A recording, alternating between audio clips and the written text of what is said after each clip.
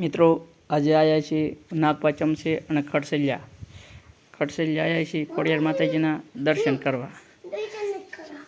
ચલો ખોડિયાર માતાજીના દર્શન આપણે કરી લઈએ।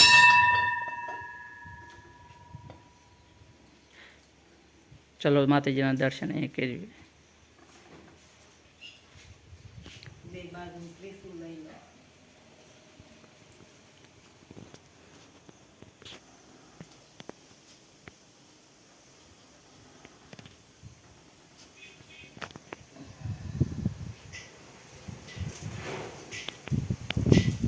મિત્રો ખોડિયાર માતાજીના દર્શન તમે કરી શકો છો।